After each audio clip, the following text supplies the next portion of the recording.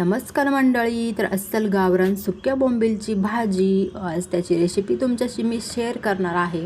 तर इथं मी सुके बोंबील आहे ते थोडेसे भिजत ठेवले, धुवून घेतलेले आहेत.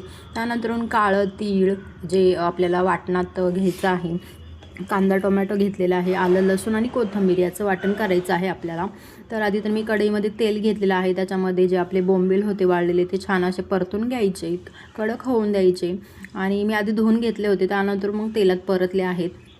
त्याच कढईमध्ये तेल काढून जे काळं तीळ आहे ते थोडंसं भाजून घ्यायचं, त्यामुळे खूप छान टेस्ट येते. आणि त्यानंतरून ते काढून मग त्याच कढईमध्ये थोडंसं तेल घेऊन खोबरं आहे ते लालसर छान भाजून घ्यायचं. लालसर भाजून झाल्यानंतरून मग परत कांदा आणि टोमॅटो आहे तो चांगला आपला परतून घ्यायचा, चांगला सॉफ्ट होऊन द्यायचा.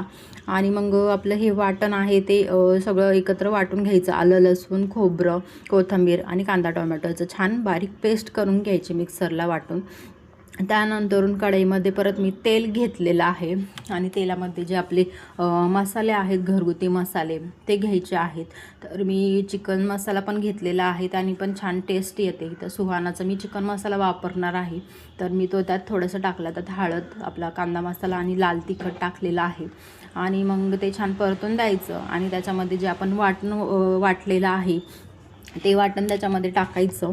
आणि मी बटाटे पण घेतलेले आहेत. तर इथं माझ्या मुलांना बटाटे खूप आवडतात, तर याला बोंबील बटाटाही तुम्ही म्हणू शकता. तर मी बटाटे जास्त प्रमाणात घेतलेले आहेत, कारण मुलं बोंबील खात नाहीत, त्यांना बटाटेच आवडतात यातले.